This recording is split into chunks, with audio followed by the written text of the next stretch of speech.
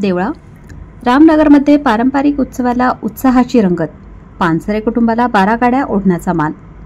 देवळा तालुक्यातील रामनगर दहिवड येथे आज पारंपरिक श्रद्धा, भक्ती आणि सामाजिक एकोप्याचं दर्शन घडणारी यात्रा मोठ्या उत्साहात पार पडली। वर्षानुवर्षे चालत आलेल्या परंपरेनुसार यावर्षीही यात्रेनिमित्त विविध धार्मिक कार्यक्रमांचे आयोजन करण्यात आले होते। यात्रेची सुरुवात सकाळी खंडेराव महाराजांच्या मांडव टाकण्याच्या विधीने झाली। गावकरी आणि भाविक मोठ्या संख्येने यावेळी उपस्थित राहिले होते। संपूर्ण परिसर भक्तिरसात न्हाऊन निघाला होता। यानंतर संध्याकाळी सुमारे 5 वाजता 12 गाड्या ओढण्याचा पारंपरिक विधी पार पडला।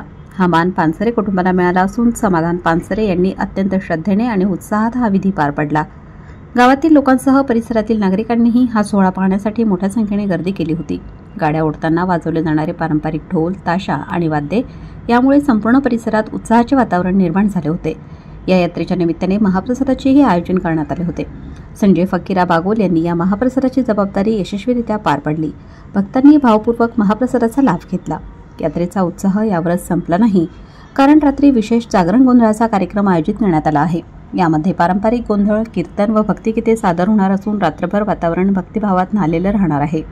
शनिवार आणि रविवार अशी 2 दिवस ही यात्रा दहिवडमध्ये पार पडणार आहे। रामनगर व दहिवड परिसरातील ही यात्रा केवळ धार्मिक सोहळा नसून सर्वधर्म समभावाचे प्रतीक मानली जाते। विविध धर्मपंथांचे लोक एकत्र येऊन हा उत्सव साजरा करतात। एकोप्याचा, परंपरेचा आणि संस्कृतीचा संगम येथे पाहायला मिळतो।